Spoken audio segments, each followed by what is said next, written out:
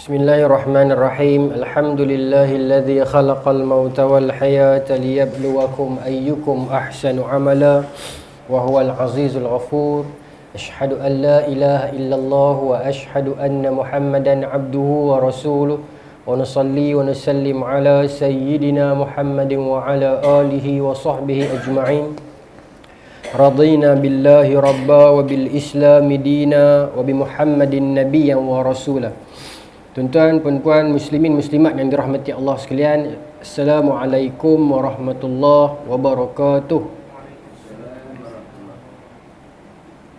Baik, tuan-tuan, insya-Allah malam ni kita menyambung lagi pengajian kita kitab hadis 40 Imam An-Nawawi Matan Arba'in, yang mana pada malam ni kita masuk kepada hadis nombor 11. Hadis yang bertajuk mengambil yang diyakini dan meninggalkan yang syubhat. Hadis ni, clear? Saya baca teruslah. An Abi Muhammadin Al-Hasan bin Ali bin Abi Talib sibti Rasulullah sallallahu alaihi wasallam wa rahainatihi wa raihanatihi ataupun wa raihanatuh boleh. Qala hafiztu min Rasulillah sallallahu alaihi wasallam da' ma yuribuka ila ma la yuribuka. Pendek ya hadis ni. Hadis dia da' ma yuribuka ila ma la yuribuka. Hadis daripada Sayyidina Hasan. Baik. An Abi Muhammadin Al-Hasan bin Ali. Hadis ni daripada Sayyidina Hasan. Sayyidina Hasan ni siapa? Dalam ni sebut sebagai apa? Di sini dia kata apa? Sibti Rasulullah. Tuan-tuan boleh bulatkan sibti tu. Sibti ni maknanya apa? Cucu Rasulullah, cucu. Tapi sibti adalah cucu yang mai daripada anak perempuan. Macam tu. Bahasa Arab dia macam tu. Kalau kita cucu yang mai daripada, kalau kita jadi pak, anak kita perempuan, cucu yang mai daripada anak kita hak tu, pada anak kita perempuan tu, itu sibti. Kalau cucu mai daripada anak kita hak jantan, itu panggil hafid. Tapi bahasa Melayu dia cucu sajalah. Sebab tu bahasa Arab ni dia kayau. Jadi Sayyidina Hasan ni anak daripada Sayyidina Fatimah. Maka dia sibti Rasulullah lah. Sayyidina Hasan merupakan, kenapa dia sebut Sayyidina ni? Memang Rasulullah sendiri sebut. Inna ibni hadha sayyid, Nabi kata dalam hadis. Anakku ini ataupun cucuku ini sayyid, tuan. Wa sayuslihu Allah bihi minal fi'atain azimatain minal muslimin. Anakku ini ataupun cucuku ini sayyid, yang daripada dialah Allah akan jadikan dia itu merupakan sayuslihu, dia pendamai di antara dua kelompok muslim yang bertelagah kelak. Betul tuan-tuan, berlaku dalam sirah kita. Bila permulaan pertelagahan ini berlaku pada tahun 35 Hijrah. Setelah pembunuhan Sayyidina Osman yang berlaku dalam tahun 35 Hijrah, pemberontakan yang sangat panjang. Kalau cerita hak tu memang tak habis. Malam ni tak habis, hingga bulan depan pun tak habis. Sangat panjang dan complicated kisah tersebut. Bila benar Sayyidina, tak mau cerita juga. Sayyidina Osman telah dibunuh oleh kelompok pemberontak yang datang daripada 3 buah daerah kota yang besar. Daripada Basrah, daripada Kufah dan daripada Mesir. Mereka memberontak Sayyidina Osman. Pasal apa memberontak? Tak ada pasal pun. Sayyidina Osman memerintah selama 12 tahun. Jadi mereka ni reka cerita macam-macam untuk memburukkan Sayyidina Osman. Antaranya mengatakan, salah satunya Sayyidina Osman membakar Al-Quran. Betul tak betul? Betul. Tapi Sayyidina Osman membakar Al-Quran adalah in order for him to preserve the authentic one. Bukan authentic, hal ni pun authentic juga. Untuk Sayyidina Osman nak jaga, pasal masa tu Quran terlalu banyak orang pakat tulis, maka dibimbangi ada editing dan sebagainya, ataupun dibimbangi tak jaga elok-elok di rumah dan sebagainya, maka dikumpulkan. Kemudian lahjah yang dibaca yang datang daripada sahabat yang berhijrah ke negara-negara, kota-kota yang lain, menyebabkan dia tidak standardized. Maka Sayyidina Osman panggil satu lembaga. Bukan Sayyidina Osman pun, Sayyidina Umar mula dah. Pada zaman Sayyidina Osman siap, maka bila dah siap satu lembaga, terkeluarlah Rasam Osmani itu, maka yang lain-lain itu macam mana kita nak jaga? Kita bakar pun dengan cara yang proper lah. Tapi mereka jadikan itu fitnah. Mereka jadikan itu sebagai sentimen nak burukkan Sayyidina Osman. Itu orang Islam tuan-tuan, minta maaf sebut. Kadang-kadang kita kata nak buat sekolah tahfiz, nak buat sekolah agama rakyat ke, sekolah-sekolah agama ni, madrasah ke mahad ke, buat elok-elok. Jaga elok-elok nak buat. Bila kita kata lagu tu, orang tengok ni perangai tak elok ni perangai liberal, nak runtuhkan sekolah agama. Bukan runtuh. Kan? Faham tak? Kadang-kadang kita kata nak bagi elok, tapi orang nampak tu macam nak peruntuh. Sayyidina Osman bakat nak bagi elok, tapi orang ambil sentimen tak elok. Bila berlaku apa-apa kerosakan kat sekolah-sekolah agama ni, kita kata lain kali kalau tak mampu nak jaga keselamatan elok, tak mampu buat elok, jangan buka. Orang nampak yang jangan buka tu. Orang tak nampak yang kita kata dak, bukan tak bagi buka. Nak buka, jaga elok, isu keselamatan, isu kebersihan, isu kebajikan dan sebagainya. Tapi itulah nasib yang menimpa umat Islam. Kita banyak menilai ikut sentimen. Dan sentimen itu laku dijual, tuan-tuan. Panjanglah saya cerita tu, tapi saya tulis satu buku, Alfu Sanatin fi Tarikhil Muluki was Salatin. Dah masuk dalam cetakan. Sekarang ni dalam proses editing oleh Karya Bestari. InsyaAllah bulan 3 terbit. Tajuk Arab, jangan takut, tulisan bahasa Melayu. Tajuk yang saya bagi gempak sikit. Tajuk dia itu, tapi terjemahan dia 1000 tahun pada sejarah kerajaan dan para raja. Saya buat satu buku. Saya cerita daripada tahun 35 Hijrah itu, permulaan story Sayyidina Osman terbunuh. Saya bawa satu sampai jatuhnya Osmaniyah. Dalam buku tersebut saya bawa ikut timeline. Tuan-tuan doakanlah, insya-Allah terbit dalam bulan 3. Tuan-tuan doakanlah, sekarang dalam proses editing. Yang ni diterbitkan oleh Karangkraf lah, Karya Bestari, dia punya label agama, label buku agama. Dalam buku tu saya cerita detail proses yang berlaku. Bagaimana menyebabkan pembunuhan Sayyidina Osman, apa faktornya dan apa kesannya. Tapi yang ala kuliah, Sayyidina Ali dilantik di bai'ah. Kemudian isu dia ialah anak saudara Sayyidina Osman. Anak saudara Sayyidina Osman iaitu Muawiyah yang jadi gubernur dekat Syam, tak puas hati. Kenapa Sayyidina Ali tak hukum lagi pembunuh? Sayyidina Ali pula kata, bukan kau tak mau hukum pembunuh. Kejadian itu macam mana? Siapa yang betul-betul bunuh? Pasal dia ramai di kelompok 3 buah negara yang masuk naik kerabat ke bilik Sayyidina Osman tu berapa orang? Siapa yang betul-betul tikam, siapa yang betul-betul tebas? Yang tu nak tahu. Kemudian dia pula lari menyorok sana menyorok sini. Dalam proses sabar Muawiyah rasa macam, adakah Sayyidina Ali nak tunda-tunda benda ni? Kemudian dia jadi macam-macam lah. Sayyidina Ali pula pergi pecat beberapa orang yang dilantik oleh Sayyidina Osman dulu. Ada kebijaksanaan di sana dan di sinilah. Kita sebagai orang yang datang kemudian ini, kita bersangka baik. As-sahabah kulluhum udul.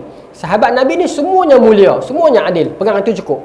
Bila ada kekurangan di sana sini, itu hikmah itu untuk kita belajar. Allah sebut dalam Quran, tilka ummatun qad qalat min qablikum. Itulah umat sebelum kamu. Laha ma kasabat walakum ma kasabtum.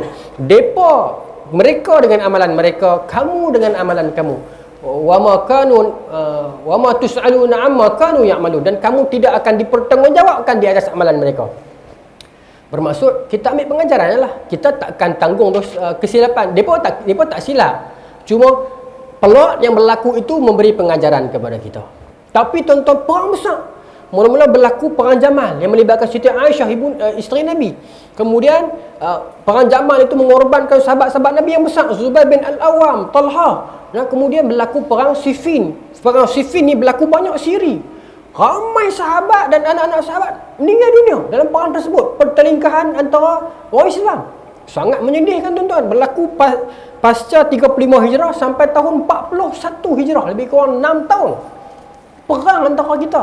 Dan dalam tempoh itu, orang kufar nak duduk diam? Dah. Herakl, Raja Kristian, hantar surat kepada Muawiyah. Qad alimna ma taku bainaka wa baina Ali. Herakl hantar surat kat Muawiyah. Muawiyah ni gubernur dekat Syam. Syam ni dulu bekas kota orang Kristian kan, bekas kerajaan Rom. So Syam dapat kat orang Islam. Maka mesra lah, dia kenal lah. Maka Herakl hantar surat kat Muawiyah, kata apa? Alimna bima waqa'a bainaka wa baina Ali. Aku telah tahu cerita antara hang dengan Ali. Wa inna lanara annaka ahaqqa bil khilafah. Menurut pendapat beta, kamu lagi layak jadi khalifah. Tu dia, tuan-tuan, nampak tak? Dia yang nak tentukan siapa yang lebih layak jadi pemimpin kita. Ini Palestin, Fatah dengan Hamas dulu pilihan raya 2016, 2005, 2002 banyaklah kan. Pilihan raya sebelum dia pun nak tentukan siapa lebih layak, Hamas ataupun Fatah. Tapi sekarang ni alhamdulillah lah. Sekarang ni siapa menang pun depa dua ni dah ada kerjasama. Okey. Cuma zaman 93 dulu memang dahsyat lah pertelingkahan itu. 93 bawa kepada tahun 2000. PLO ni sangat dahsyat lah.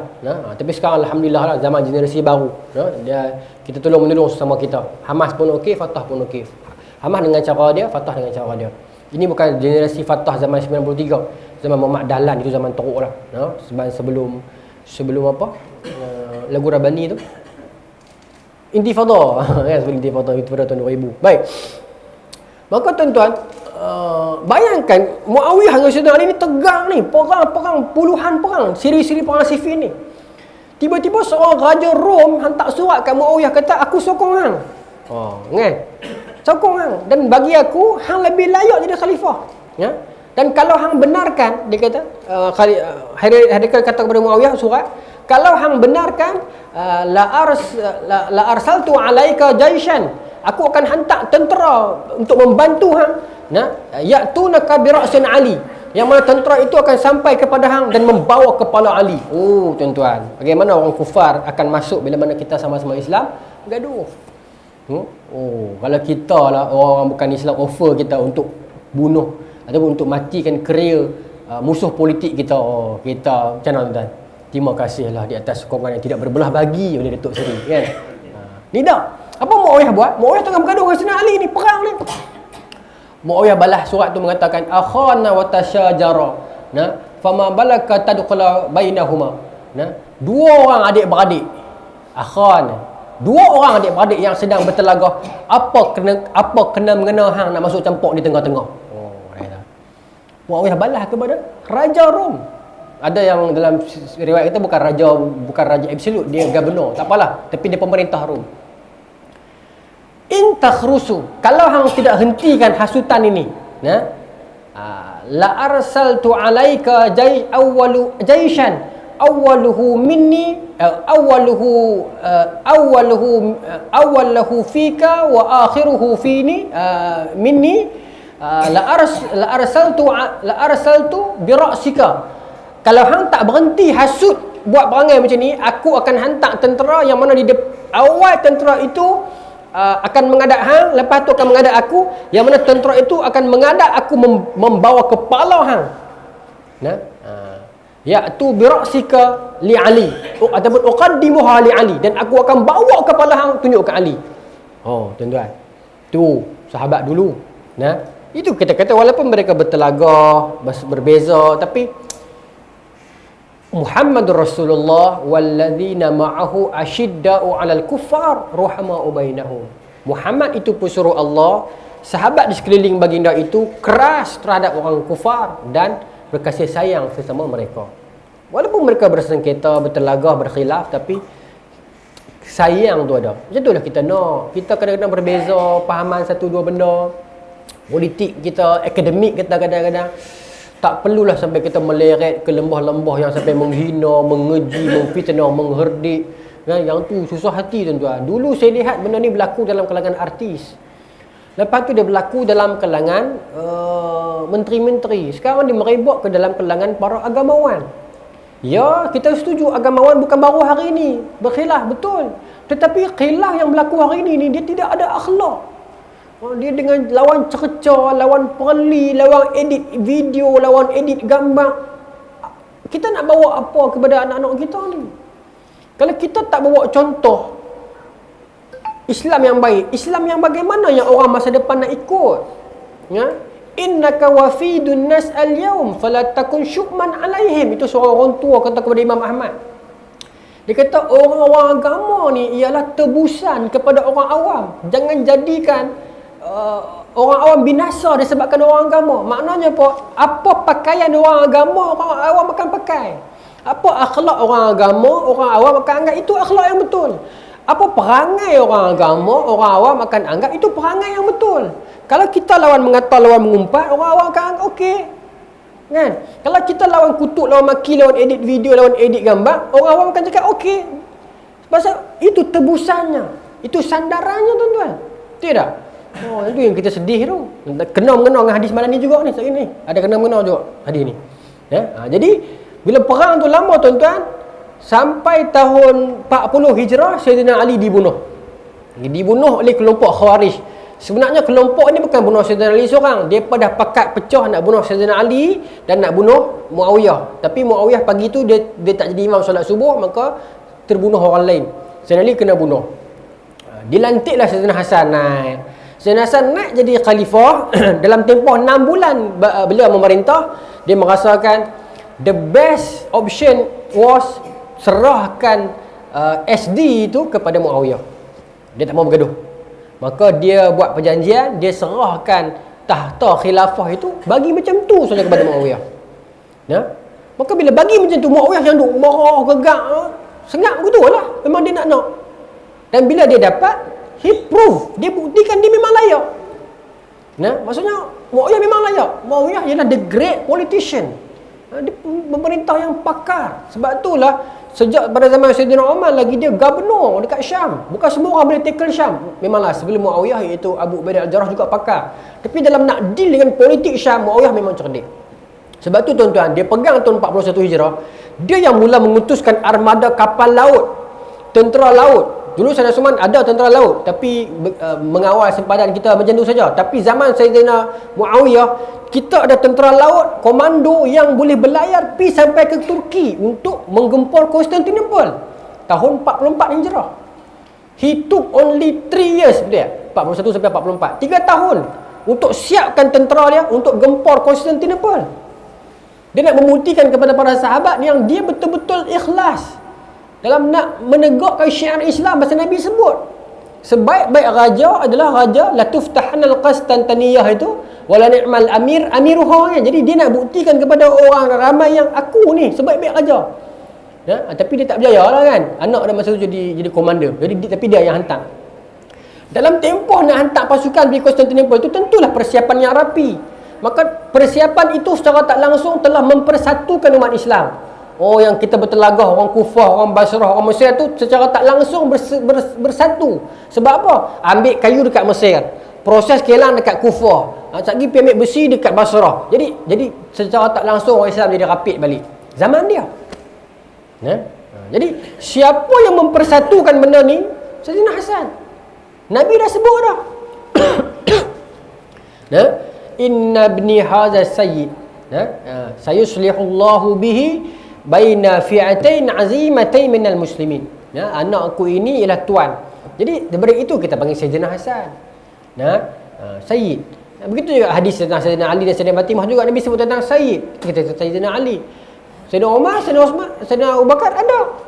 Nabi kata in hadhani sayyidani kuhulil min ahlil jannah minal awwalina wal akhirin illa an-nabiyil mursalin. Ada sayyid. Maka itu akhlaknya. Mana kadang-kadang tuan-tuan, kita ulama dahulu ni dia susun ni ada dalil dah. Cuma kadang-kadang kita belum jumpa. Akhlaknya begitulah, kadang-kadang kita tak tahu tapi mungkin kita belum jumpa. Jadi kita kena banyakkan lagi membaca dan sebagainya.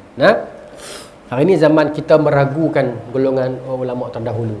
Tapi saya tak maulah terlibat dalam perbalahan tersebut. Bagi saya perbalahan itu sebenarnya ialah akademik.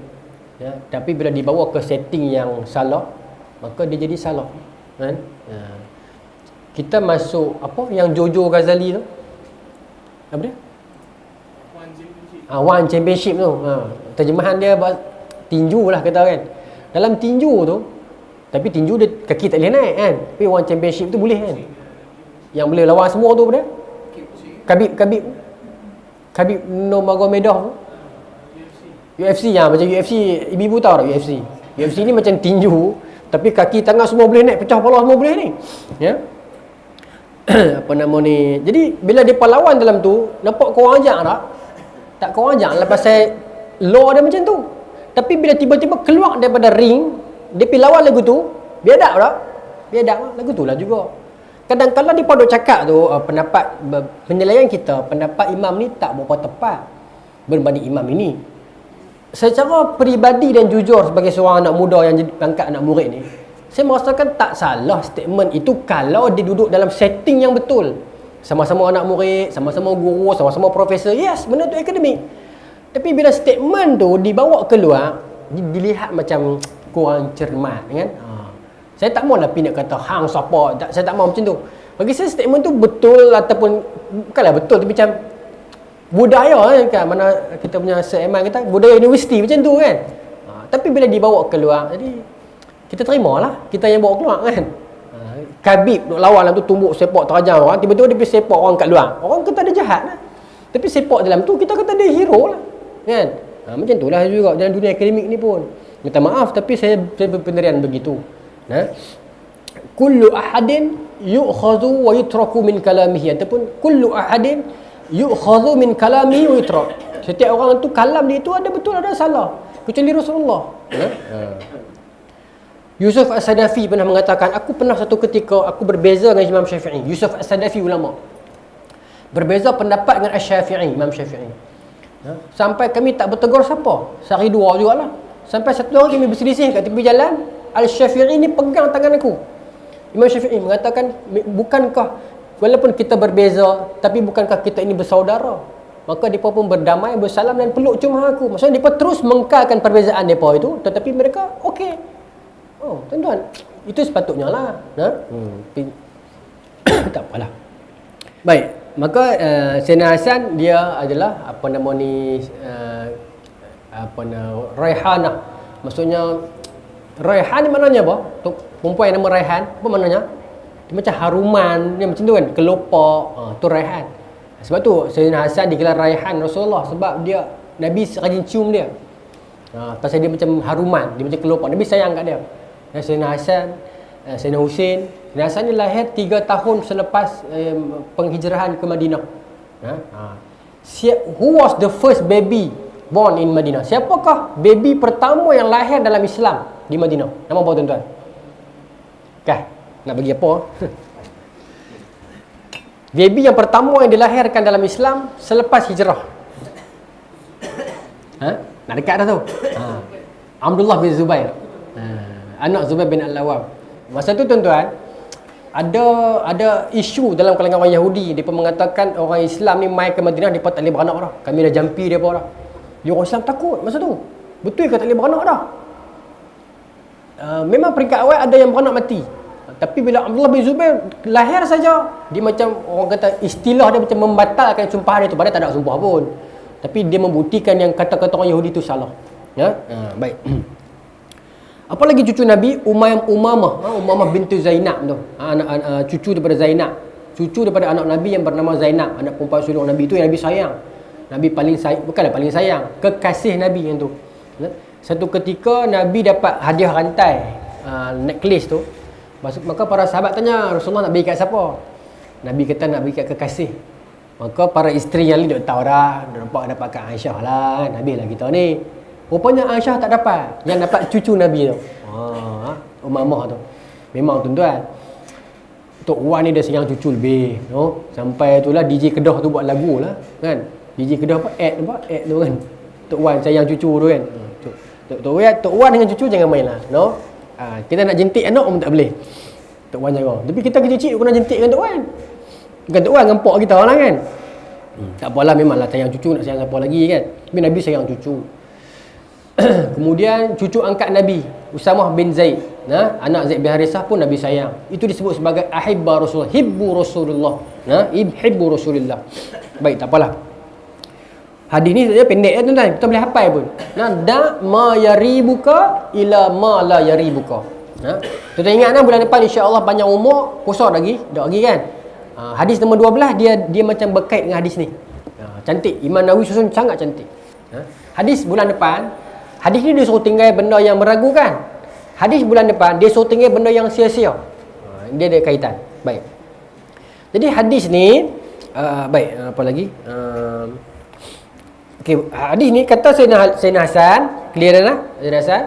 Apa kata-kata dia? Dia kata hafiztu min Rasulillah.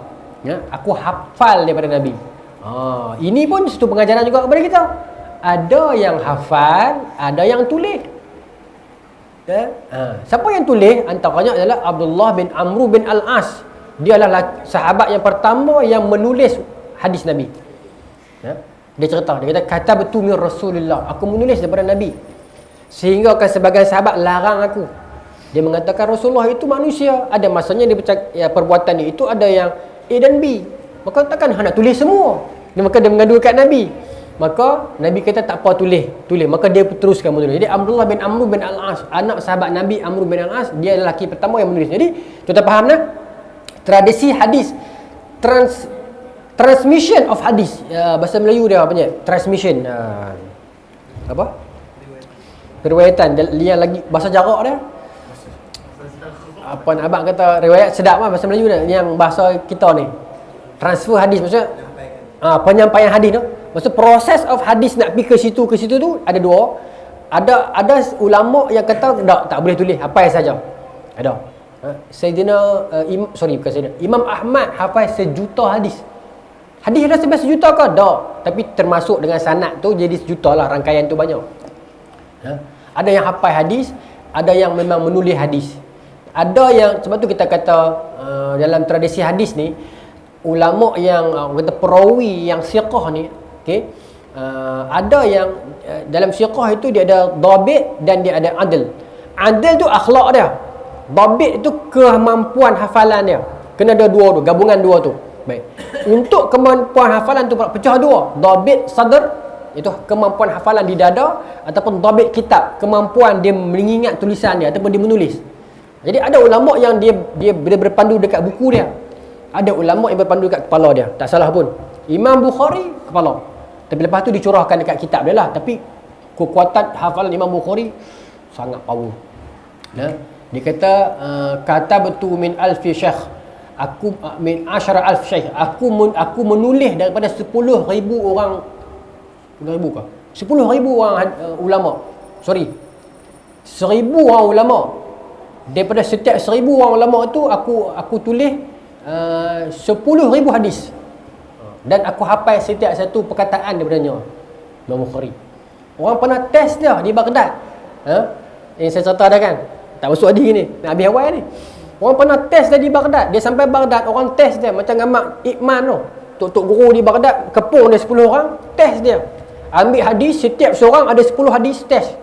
Dia corak carikkan. Hadis A campur hadis B, campur hadis C, campur dia baca kat depan Imam Bukhari bagi tak perasan. Maka dia tanya Imam Bukhari, hadis ni main mana? Imam Bukhari kata aku tak tahu. Orang kedua pula tanya, main mana? Tak tahu. Lepas tu dia kata, orang awam semua kata, lah, tarani saja ke Bukhari ni? Muhammad bin Ismail al-Bukhari ni tarani saja ke? Ni orang Baghdad yang utara Baghdad. Tarani saja ke? Yang kata ulama sangat tu tak tahu, ni tak tahu, ni tak tahu kan. Lepas tu, tapi ulama 10 orang ni dah diam dah. Maka Imam Bukhari kata, sebenarnya saya memang tak tahu pasal hadis tu reka. Hadis ustaz yang pertama ni, pangkal ayat mula dia, sambungan ayat kedua dia bukan dia. Ustaz nombor 6 ni. Dia tu. Sanad hadis ustaz nombor 2 ni, orang nombor 3 tu, sambungan dekat ustaz nombor 4 ni. Disusun balik tuan-tuan 100 hadis tu. Tu dia Hadis tu nama hadis makhluk. Makhluk ni maknanya apa? Dia terlangkup. Sebab tu tuan-tuan makan nasi Arab, nasi maklubah. Dia terlangkup, makhluk. Tapi Imam Bukhari berjaya settlekan makhluk tu. Tu kepakaran dia. Jadi dia hafaz kuat. Ada ulama yang pandai tulis. Ibn Lahiyah antaranya. Tak apalah. Tapi Imam Sayyidina Hasan ini dia hafaz daripada Nabi. Baik. Antara yang diingat daripada Nabi, dia mengatakan apa? Yang Nabi mengatakan da' ma yaribuka ila ma la yaribuka. Tinggalkan. Da' ni maknanya macam taraka, utruk, tinggalkan. Tinggalkan apa yang meragukan kamu kepada perkara yang tak meragukan kamu. As simple as that. Tapi daripada hadis ini dia menerbitkan wacana fiqh yang sangat banyak. Dia menerbitkan kaedah fiqh yang sangat luas. Isyak 8.41 no. Jadi saya cerita panjang tu lah. Dan saya pergi terus syarahannya no. Baik. Maksud saya tak follow satu-satu ni, tapi saya berpandu ni jugalah. Okey. Kaedah fiqh terbit, al-yaqin la yazulu bisyakki. Keyakinan itu tak boleh dihilangkan dengan syak. Terbit daripada hadis ni. Ada hadis yang lain juga. Ada satu hadis tu khayal rajulun, satu hari seorang lelaki ni khayal, amma sama ada dia itu batal ataupun tidak semayang dia, amma yakhruju fi batnihi syai'un, sama ada di sama ada keluar sesuatu dekat dubur dia. Maksudnya seorang lelaki sedang semayang, kemudian dia was-was, dia kentut ke tak kentut, maka dia pergi mengadu kat Nabi, perlukah saya itu mengulangi semayang? Maka Nabi kata apa? Sah, teruskan semayang lah. Sebab apa? Selagi tak keluar sesuatu, selagi hang tak dengar sesuatu, ataupun hang tak mendengar saut satu, maksudnya kentut selagi hang tak dengar dan selagi hang tak bau. Hang tak sadut layan, kadang-kadang perut ni duk main geruk-geruk kentut tak kentut. Maka kalau hang ragu-ragu macam tu, maka kata Nabi, selagi hang tak bau, selagi tak dengar bunyi, mayang, tersadut layan benda tu. Kalau tidak, dia akan bawa jadi was-was, no? Jadi perkara yang syak ni perkara yang yakin ni tak boleh ditewaskan oleh perkara syak. Tapi dia ada vice versa. Saya nak contoh dia. Baik. Tak apalah. Ada juga tuan-tuan perkara yang benda tu dia kadang-kadang tak tinggal pun tak berdosa pun. Tapi orang tinggal juga. Atas nama apa? Atas nama warak. Atas nama warak. Salah ke tak salah? Orang tu kalau warak, tak apa. Itu budaya dia. Ya? Dalam buku ni Syekh Mustafa Bura bagi beberapa contoh. Ada banyak lagi contoh lain waraknya salafus soleh. Ibrahim bin Adham di Mekah, ulama besar dan juga min auliaillah lah, antara wali Allah. Dia tak minum air Zam-Zam. Orang tanya dia pasal apa tak minum air Zam-Zam wahai tuan guru? Dia kata aku tak ada cebok. Cebok yang ada kat Masjidil Haram tu cebok kerajaan. Aku tak tahu cebok tu main duit pada mana. Jadi aku tak berani minum. Sampai terang tu. Salah ke tak? Kalau dia minum tak salah pun. Tapi kenapa dia buat juga? Warak.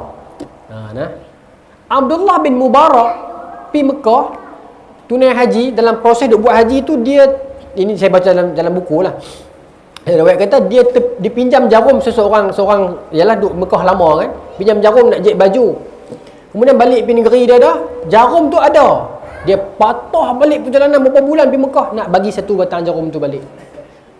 Ibnu Sirin ada tank madu yang sangat besar, 400,000 dirham nilai dia. Kerana dia syak ada tikus orang bagi tahu, maka dia buang semua tu. Tak makan, tak untung, rugi tak apa, dia berhutang sampai hujung hidup dia pasal dia buang hak tu. Siapa lagi? Ada satu orang contoh salaf yang lain, apa nama dia?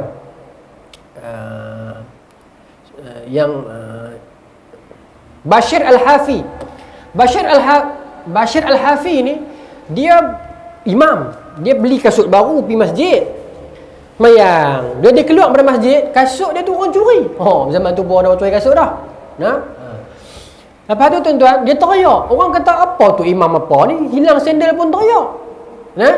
Maka dia kata aku bukan teriak pasal aku hilang kasut, aku teriak pasal ada orang berdosa disebabkan kasut aku.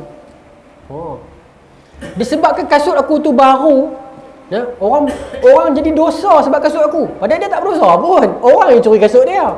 Tapi dia susah hati pasal apa? Pasal sebab kasut aku tu lah orang curi, maka dia berdosa. Apa pengajaran yang kita zaman sekarang tuan-tuan? Kadang kita upload gambar, upload video tegeh-tegeh sikit lah, buat gaya, buat berdosa ke? Tak berdosa lah, mungkin gambar saja cewi. Cewi ni bahasa Allah ni apa? Tak tahulah, tapi tuan-tuan tahu lah cewi kan. Apa dia cewi? Tapi tuan-tuan faham kot no?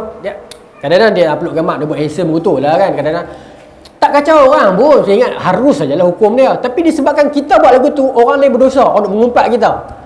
Salah kan? Tak salah dari satu sudut. Tapi bagi Bashir Al-Hafi, dia tak mau.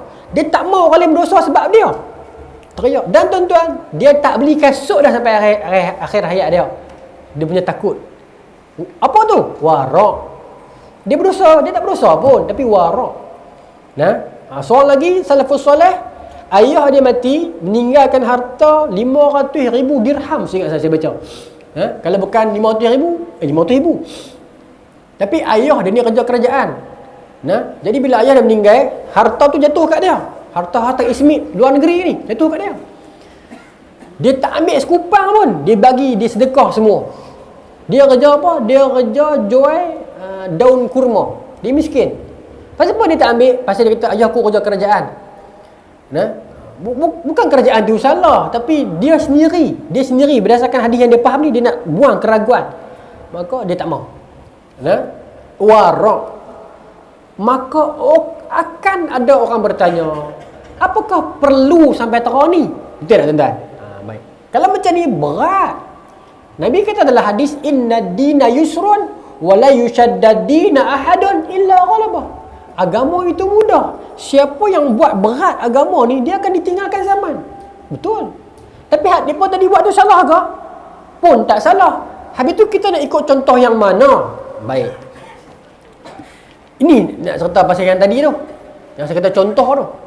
Kata Syekh Mustafa Bura, tak perlu buat pun benda tu semua warak-warak. Tapi salafus soleh warak juga. Dia tak paksa orang ikut pun. Tapi sebab apa? Sebab itu sebagai satu imbat, sebagai satu wakil, sebagai satu indikator adanya kewarakan. Saya bagi contoh mudah macam ni lah. Kita pergi di satu sekolah agama, ustaz-ustaz situ semua muda, semua sporting, boleh melawak, boleh sambut birthday. Berdosa tak? Tak berdosa pun. Tapi sporting, boleh lah menyanyi satu dua lagu. Boleh, ustaz, tapi boleh. Berdosa tak? Tak berdosa. Tapi sporting. Tapi kalau dalam sekolah tu ada satu orang ustaz yang warak sikit, faham tak? Dia tak main lah, nak menyanyi-menyanyi, dia tak mau. Waktu duha dia pergi semayang, dia tak kata ke orang, dia sengap, dia tak ada media sosial. Ada seorang wakil. So dia jadi tak satu contoh yang baik? Ada tak satu orang kata satu sangkutan yang baik? Even yang tadi ni tak salah, cuma nak beritahu, tak adalah semua longgar, tak adalah semua sporting. Faham tak? Adalah seorang dua sebagai satu benda yang korang-korang kita segan dengan dia. Kita dah sambut birthday dia okey tapi kita nak baling-baling tepung, oh ada ustaz ni segan, dia ada seorang. Betul tak tuan-tuan? Jadi sebab tu Syekh Mustafa Bura kata warak yang mereka buat tu kita tak suruh ikut pun, tapi dengan adanya mereka itu ada ikutan untuk orang yang nak jadi warak tu. Macam ni kaedah dia, macam ni cara dia. Tidaklah nampak Islam itu terlalu longgar begitu.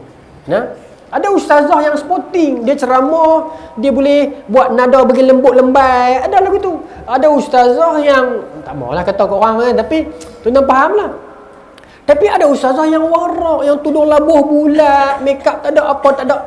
Adakah ustazah yang make up tu salah? Tak salah. Tapi bila ada ustazah yang tak make up ni, yang tudung bulat ni, oh barulah para ibu nampak, okey tak apalah, aku adalah option dia. Okey, ni yang cara warak sikit. Yang ni pun tak salah. Selagi tak tabarruj, okey. Itu tujuannya Allah takdirkan begitu. Baik. Boleh itu? Baik. Ada pula warak yang disebut oleh Dr. Basit. Apa? Dr. Basit apa dia punya kunyahnya? Abu Anas Dr. Basit kita lah, Malaysia. Dia kata ada pula warak yang disebut sebagai warakun zalimun, warak orang zalim. Tapi Dr. Mustafa Bura sebut kat dalam ni, warak yang disalah erti. Dia tak warak dalam perbuatan yang lain, tiba-tiba dalam satu tu dia warak. Tapi kebanyakan kita macam tu tuan-tuan. Betul tak? Saya minta maaf. Kebanyakan kita macam tu. Saya ingat saya pun macam tu. Ada orang dia boleh warak dalam hal duit. Orang offer dia duit RM1 pun dunia. Tapi dia tak boleh warak di sudut jawatan. Orang ambil jawatan dia, gaduh. Dia tak? Ada orang dia boleh warak di sudut pakaian. Orang nampak, oh bagusnya ustaz ni, kasut dia tak basuh-basuh. Bagusnya akhirat, padahal dia malas basuh. Tapi dia tak warak kot kereta. Ni saya tak sebut ustaz mana-mana lah. Saya sebut saya, kasut saya memang tak basuh. Tapi dia tak warak kot kereta. Oh dia kereta mahal. Adakah kereta tu salah? Saya tak kata salah, saya kata kau ustaz mana-mana. Tapi saya nak beritahu, ada orang warak macam tu. Main forex ni haram ke makruh? Oh haram, jangan tanya saya. Saya pantang dengan haram. Oh pasal dia boleh warak kot duit. Saya nak busuk. Tak apa. Tuan-tuan faham maksud saya. Ada benda lain yang benda ni dia khilaf. Jadi gitu pula dah. Bila kena dekat dia, ada hak ringat. Tapi saya tak kata kat orang, ni saya kata kat saya ni. Kebanyakan kita hari ni macam tu. Betul tak? Kita tak heran duit RM1, maka bila mai orang tu offer duit RM1, kita lawas sungguh-sungguh lah. Tapi kita kalah kot benda lain. Kan? Jadi kita buat benda ni tu kita lembek-lembek. Saya pun termasuk lah. Saya ingat semua kita macam tu. Dr. Mustafa Bura dengan Dr. Basit di Malaysia ni antaranya, bukan tak bagi kata benda ni tak berkemah lah. Dia bagi contoh yang saya minta maaf para ibu lah. Dia bagi contoh lain, saya bagi contoh lah. Ini contoh Syekh Mustafa Bura bagi dan Dr. Basit bagi. Ada orang perempuan tu, dia kerja. Bila dia kerja ni, dia banyak pergi kursus, pergi situ, pergi sini kan. Lepas tu, Orang lelaki jangan gelak sangat, yang orang lelaki kena pula. Dia bagi contoh perempuan dulu. Dia balik kerja, dia pergi singgah Fresh Mart, pergi makan oden tu. Pergi singgah situ. Selagi dia singgah pergi kopi mana-mana, kan, dia tak tanya lelaki dia pun, ya? Dosa ke tak? Itu adatul muhakamah lah. Lelaki dia dah reda, dah faham, bini ku mesti singgah punya, tak apalah. Itu dia dengan lelaki dia. Ya, mereka lelaki kata jangan singgah, tu lain. Tapi kalau lelaki dia pun faham, dia ni mesti singgah ya. Aku kenal lah bini ku sejak zaman dulu dia memang kaki singgah kedai kopi. Dia pun faham dah. Walaupun tak abang, itu lain cerita. Tapi maknanya selama ni dia pergi sana heng sini, dia tak bagi tahu pun. Balik kerja pakat dengan kawan pergi makan air kacang mana-mana. Tiba-tiba bila ustazah kata jomlah kita pergi semayang jemaah, jomlah kita main teratak ni untuk dengar kuliah. Saya bukan tak mau dengar kuliah, bukan tak mau semayang jemaah maghrib di teratak ni, tapi ialah Islam tak bagi kita ni pergi tanpa minta izin suami. Nampak? Hak lain hang langgar. Tuan-tuan faham tak? Yang ni yang kita tak boleh tu. Kalau hang dah memang langgar dah semua, hak ni tiba-tiba dia buat warak, itu wara'un zalim. Warak yang salah, yang zalim. Zalim mana dia buat? Tak meletakkan sesuatu di tempatnya. Okey, lelaki pula boleh. Perempuan dah kena orang, lelaki pula. Bab lain ni, dia langgar agama. Mangkit subuh lambat, masjid tak pernah pergi sedekah, masjid tak pernah bagi, dia langgar apa saja. Tiba-tiba bab nak kahwin, kita ikut sunnah Nabi. Nampak tak? Abang bukan apa Islam anjur, nak tolong orang lain, nak tolong. Dia mula kata-kata, dalam bab lain dia langgar agama. Bila nak nikah dia kata aku nak ikut cara Nabi. Yang tu pun warak yang tak kena. Ada banyak contoh lain, kita cari sendirilah. Lebih kurang macam itulah. Baik, boleh tuan-tuan. Jadi ada imbalan di antara warak tu. Sebab ada contoh hadis. Ada contoh hadis, saya bagi contoh hadis. Satu hari seorang sahabat Nabi, ni hadis Sahih Muslim. Seorang sahabat Nabi pergi perang. Minta izin minum tuan-tuan sekian. Nabi tak ikut. Dalam perang tersebut, sahabat ni dia kena tetok kepala, luka. Tapi tak meninggal. Maka tuan-tuan, malam tu, pagi subuh tu dia pun nak semayang. Tuan-tuan tahu hari ni kelima. Maka dia tanya para sahabat, aku kepala aku ni terbelah ni, nak semayang, kepala terbelah. Malam tu dia lena mimpi basah, mimpi junub. Yang kau nak uji dia ni. Esok pagi dia kena mandi wajib lah, nak semayang subuh. Dia tanya para sahabat, kepala aku ni terbelah dah, tapi aku mimpi junub semalam. Jadi macam mana, nak kena mandi juga ke? Ada sahabat yang kata, kini tak pernah jadi, no comment. Ada sahabat yang warak terlebih, kena mandi dia kata. Sebab pula agama suruh mandi. Mandi juga, mandi meninggal dunia, mati. Bila meninggal dunia, balik cerita kat Nabi, Nabi marah. Nabi kata qatalahullah. Qatalahumullah. Hampa telah bunuh dia, Allah bunuh kamu. Bukanlah Allah bunuh, maksudnya Nabi marah lah. Nabi kata kenapa hampa pergi susahkan dia? Apa pandai-pandai duk reka hukum bagi jadi warak terlebih, buat bagi jadi rumit, dia mandi. Tuan-tuan, pasal tu kita jangan bagi susah agama yang kita pergi reka tambah bagi jadi susah. Jangan, nanti akan menyusahkan orang lain. Bismillahirrahmanirrahim. Dan tak boleh juga agama ni ambil mudah. Maksudnya ada wazan antara keduanya lah. Kita pergi keluar musafir dan lepas dah dia punya dua marhalah apa semua ni, kita nak semayang juga tamam. Macam apa? Pasal rasa tak puas. Siapa yang menentukan puas tak puas tu? Adakah dengan kita semayang tamam juga pahala kita lebih berbanding mayang qasar? Tak, sama Allah bagi. Allah bagi rukhsah ambil jelah. Kan? Allah kata buka maghrib, puasa daripada subuh sampai maghrib. Berasa lagu buka isyak lah kot. Maghrib rasa macam tak cukup warak, pergi buka isyak. Boleh tak? Tak boleh. Pasal dekat tu. Ni kita nak warak lagi, itu yang kata warak yang salah. Bismillahirrahmanirrahim. Saya janji dengan tuan-tuan nak berhenti awal tu. Tuan-tuan nak pergi jumpa ni kan, Ustaz Usam dengan Ustaz Kazim kan. Ustaz sikit lagi, ada lagi 4 minit nak masuk isyak. Baik. Jadi kaedah al-yaqin la yazulu bisyakki ni, saya bagi contoh yang lain yakin tak akan ditewaskan dengan syak. Ada kaedah yang lain dia kata al-baqa'u ma kana ala ma kana. Semua kaedah fiqh. Baik. Saya bukan ustaz fiqh, saya tak pandai fiqh. Tapi Tapi kita belajar lah kan. Cuma saya nak kata saya pandai tidak. Tapi bila kita melazimi hadis, belajar hadis, tentunya kita akan jumpa kaedah-kaedah yang istinbat keluar daripada hadis. Tidaklah kita pandai, tak pandai. Saya nak murid, bukan ustaz. Baik. Maka tuan-tuan, mai kaedah.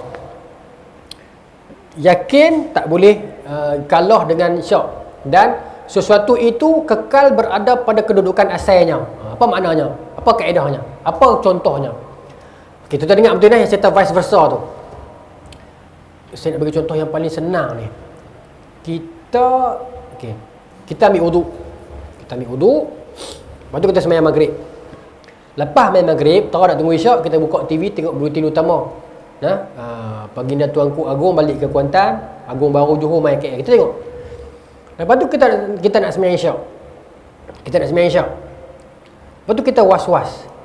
Aku batal ke tak? Batal ke tak sembahyang tadi? Batal ke tak tuan-tuan? Nak ambil batal ke nak ambil tak batal? Hadis ni kata dak ma yaribuka ila ma la yaribuka. Daripada hadis ni dia terbit kaedah yakin tak boleh kalah dengan syak.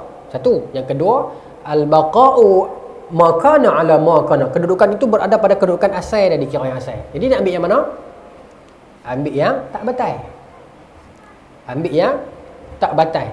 Ustaz, tak boleh nak yakin macam Nabi yang selamat. Yang selamat yang tak batal. Pasal apa? Pasal apa yang selamat yang tak batal? Pasal yang ibu bapa, yang ibu ayah yakin ni yang mana? Yakin nak ambil sembahyang tu? Yakin ni pasal tu sembahyang maghrib kan? Yang tak yakin ni apa? Yang tak yakin ni yang batal ke tak? Betul tak? Batal ke tak tu tak yakin. Batal ke tak batal tu tak yakin. Tapi yang yakin yang mana? Ambil sembahyang tak? Ambil ya. Pasal tu yang tok fikir batal tak batal tu, pasal yakin yang ambil sembahyang dah. Maka pakai yang ayat sembahyang dah. Pakai yang tu. Al-yaqin la yazul bisyak. Okay. Tapi dia ada vice versa. Baik. Okey, faham? Baik. Okey, kedua. Vice versa, lawan dia. Lepas lepas mandi, keluar nak sembahyang maghrib. Lepas tu, alamak. Ayat sembahyang ambil ke tak ambil lagi tau? Ayat sembahyang ambil ke tak ambil lagi tau? Yang tu nak kira yang mana? Kalau pakai yang tadi, sembahyang terus ya? Tak, dia lawan dengan dia. Kira tak ambil. Pasal apa? Yang dia yakin tu apa? Yang dia yakin mandi je. Yang dia tak yakin, sembahyang tu ambil tak ambil? Dia tak pasti ambil ikut, tak ambil ikut. Saya kerap jadi kadang-kadang dulu. Tapi saya buat guna, saya pergi tengok kepala paip. Kita tahu rumah kita kan, kalau kita lipat paip tu, aku ambil sembahyang tadi. Kalau tak lipat paip tu, tak ambil. Dia ada cara masing-masing lah kan. Tapi kaedah ni, kita kira tak ambil, pergi ambil lah. Tu kaedah dia. Baik, apa lagi? Dan benda ni tuan-tuan, kita boleh pakai untuk semua benda yang lain yang kita was-was ni. Syak ni, syak. Syak tentang masuknya waktu sahur misalnya. Ada masuknya tamatnya waktu sahur, masuknya waktu maghrib. Yang tu saya contoh banyaklah contoh lain apa lagi. Tapi yang selalu jadi ni apa? Rakaat sembahyang. Jadi bila sembahyang sendiri di rumah lah. Di masjid tak jadilah kan. Kalau kita terlupa tahiyat awal, lagu mana jadi? Kalau kita bangkit dah, jangan turun balik. Ini tuan tahu dah ni, jangan duduk balik. Kita dah bangkit sempurna dah. Kalau bangkit sekerat tak apa lagi. Baik. Okey, baik. Tak apa. Tapi kalau kita terlupa rakaat 3 ke 4. Saya nak bagi bahasa mudah, takut orang salah faham yang ni. Sebab Nabi kata dak ma yaribuka ila ma la yaribuka kan. Tinggalkan apa yang ragu. Kalaulah kita ragu dengan rasa tak cukup ni, maka naiklah 4. Ada sikit lebih 51% rasa macam tak secure, 51% ni naik 4. Baik. Tapi kalau memang betul-betul syak, ragu yang tak tahu tu memang tak ada satu clue pun kat otak ni, memang sama banyak antara buat dengan tak buat. Yang ni 4 ke 3 ke 4, pakai yang 3. Ni hadis sebut, bukan saya sebut. Dak ma yaribuka ila ma yaribuka. Ada hadis dalam Sunan Tirmizi lagi sebut tentang tu. Maknanya, tapi kalau ada rasa syak yang tak secure, tak faham maksud saya? Yang korang ni bangkit Pasal apa? Pasal hilangkan keraguan tu. Ya? Tapi kalau syak yang memang 50-50 terus ni, maka pakai yang 3. Sebab apa? Sebab apa tuan-tuan? Sebab yang yakin tu berapa? 3 ke 4? 3 ke 4? Bermaksud 3 tu tentu dah. Faham maksud saya? 3 atau 4? Bermaksud ini adalah 3, ini adalah 3 atau 4. Bermaksud di kedua-duanya ada 3. Bermaksud 3 tu yakin. Yang tak yakin yang datang syak tu adalah 4. Jadi tinggalkan yang ragu, buat 3. Oh, jadi tak cukup Ustaz. Itu yang syak tu. Faham maksud saya? Susah soal ni. Pasal dia ada 2 keadaan. Satu keadaan yang kita berasa lagu syak, berasa lagu tak cukup. Itu kena bangkit. Either kita akan bangun 4 atau mungkin 5 lah, sebab kita syak, sebab pasal kita tak secure. Tapi ni kes yang saya kata ni, kes yang memang 50-50 ni. Tapi kena buat sujud sawi lah. Pasti lupa. Pasti lupa di dalam Al-Quran. Tak faham maksudnya? Ambil yang paling selamat. Tapi bila ambil tu, ambil dengan yakin. Pasal dah mengaji hadis ni dah. Jangan bila dah ambil tu, berasa tak puas. Yang tu tak jadi. Itu tak jadi. Yang tu yang duk takbir atromen tu. Sebab pasal dia duk tak puas. Yang sampai ambil semayang sampai basah satu badan tu kan. Was-was ni tuan-tuan, dia tak ada hari ni tak ada was-was, esok terus kuat was-was tak ada. Dia mesti dia main sikit. Kita layan dia. Dia makin besar, meribak, makin teruk tuan-tuan. Jadi kita tutup siap-siap pintu was-was tu. Lepas tu agama ajak kita yang ni. Yakin bulat terus, jangan diragukan oleh syak. Sebab syak ni setan akan main. Yes or no, buat atau tak, cukup atau tidak, dia main tu. Yang tu mau buat. Kalau tak cukup sekalipun, katakanlah hakikatnya memang tak cukup, kot. Dah kita dah yakin dah lock tu, Allah terima yang tu dah. Saya bagi contoh lain, ni saya selalu gaduh di rumah. Rumah kita ada kerusi di luar. Kucing kadang-kadang dia naik kencing, kadang-kadang tak kencing. Tak tahulah, ikut skor dia lah kan. Tapi tak kencing. Tapi esok tu kita bangkit sarapan, tak ada basah apa-apa lah. Ataupun makan tengah hari, kita makan tang tu, pakai baju tu. Nak semayang lagi, alamak, baju ni kena najis ke tak kena najis? Kena najis ke tak kena najis? Itu. Yang tu nak main keliru, nak main gaduh. Baik. Apa kaedah dia? Pakai kaedah tadi. Al-baqa'u ma kana ala ma kana. Kalau kita cuci dah, katalah kerusi tu kita cuci. Lepas tu esok tu dia main berasa, malam tadi kucing kencing tak kerusi tu. Ni saya bagi contoh kerusi pasal rumah saya selalu masalah yang tu. Mungkin kerusi ni kata luar kan. Kita basuh, bersih. Lepas tu biar 2-3 hari, esok lusa tu kita duduk tang tu, lepas tu kita masuk semayang. Lepas tu dia main kat kepala otak. Kucing kencing tak tahu kat kerusi tu. Kencing tak tahu. Aku duduk atas tu tadi, baju aku ni. Kira kencing tak kencing? Tak kencing. Pasal pakai yang yakin kita basuh tu. Baik. Kalau kucing kencing kat situ hari tu, lepas tu kita esok lusa tu kita duduk, lepas tu kita ada was-was, aku basuh tak basuh lagi tak tahu, basuh tak basuh lagi tak tahu. Yang tu kita pakai apa? Pakai tak basuh. Pasal kita yakin yang dia kencing. Faham tak? Dia wife besar tu macam mana dia lawan kita. Satu lagi kita diajak, jangan layan was-was bila mana ada lori lintah kita. Lori lintah, kita naik motor pergi kerja, lori lintah makcik ayam. Dia duduk main dah. Babi dah perasan. Nampak? Selalu jadi tuan-tuan, saya jumpa orang Cina ramai. Dia pergi ikut lori tu pula. Dia, pasal apa punya banyak mendatang atas dia nampak babi saja awak tahu. Pergi kerja tak main Allah awak. Pasal apa? Pasal seluar tadi kena pecik lori. Padahal lori tu lori ketui. Tapi dia mula duk layan otak dia. Dia mula ikut otak dia. Tuan-tuan jangan main tuan-tuan dengan orang was-was ni, saya pernah jumpa. Hatta nanti sampai kita kata dak tu lori ketui, dia kata dak, mana tahu lori ketui pembawa babi yang mula. Tu boleh pergi betul tu kalau kita layan. Pasal tu Nabi ajar, agama ajar was-was tutup. Al-yaqin la yazulu bisyakki. Yakin tekad tu. Saya dulu masa mengajar ustaz, saya ajak lagi. Apa nama ni, lepas mayang tengok ada darah. Ni ustaz ajak kan. Terus duk pening kepala, ni darah ni mai bila ni ada. Yakin aku memang tak ada darah, ni mungkin lepas wirid tadi ikut baru ada darah. Cukup. Dia tak, jangan duk layan dah. Betul tu.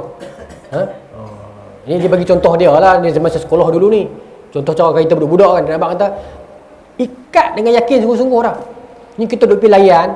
Tuan-tuan jangan. Layan ni Sebab tu yang Nabi kata tu, bila seorang sahabat khayal, dia khayal ni maknanya dia keliru antara dia kentut ataupun tak kentut. Nabi kata apa? Lagi tak dengar bunyi, lagi tak bau, kira hang tak kentut. Tapi ada tapi juga, saya takut orang salah faham hadis ni. Kalau orang tu dia memang kentut tak bunyi, kentut tak bau, macam mana? Betul. Itu kira macam mana pula? Dia lock kat situ lah. Isu dia yang petut, yang Nabi bagi ni untuk orang syak. Kalau dia syak, tu cara dia. Kalau awak sini orang yang was-was, yang syak, cek bau dah, bunyi dah. Tapi kalau orang tu dia memang tak syak, memang dia betul ya, bunyi dah, bau pun dah kan. Tapi dia memang tak syak, betul lah keluar. Yang tu tak usah dia pakai hadis ni. Dia tahu aku kentut aku tak bau, kentut aku tak bunyi, aku ayat semayang dah. Tak. Itu untuk orang syak. Untuk orang tak syak, kentut dia tak bunyi ke, kentut dia tak bau ke, dia tak syak, maka dia kena ambil semayang lain lah. Maksudnya ini kes untuk orang syak. Allah Ta'ala alam. Tuan-tuan, tamah 850. Tamah lah. Jadi tuan-tuan, saya mengharapkan agar okey kono malam ni tuan-tuan. Jadi insya-Allah mudah-mudahan kita dapat, hari ni pun pendek ya. Kita dapat amal dah sampaikan. Bulan depan insya-Allah panjang umur. Sambung hadis nombor 12. Min husnil Islam al-mar'i. Kebaikan Islam seseorang itu ialah bila mana dia meninggalkan benda yang mala ya'ni, yang tak bermanfaat pada dia. Ingat tuan-tuan, malam ni kita ingat, kita nak sambung bulan depan ni. Nabi ajak kita hak ni, Iman Nawawi susun, kita tinggal benda hak ragu, mah. Bulan depan lagi kemah, tinggal benda yang tak ada manfaat. Walaupun benda tu tak dosa, tapi tak ada manfaat, tinggal. Kita akan pilih untuk bulan depan. Allah Ta'ala ala. Bismillahirrahmanirrahim. Allahumma razaqna fahman nabiyyin wa sadal muslimin wa malaikatul muqarrabin wahdina fi dalatil arifin bi rahmatika ya arhamar rahimin walhamdulillah.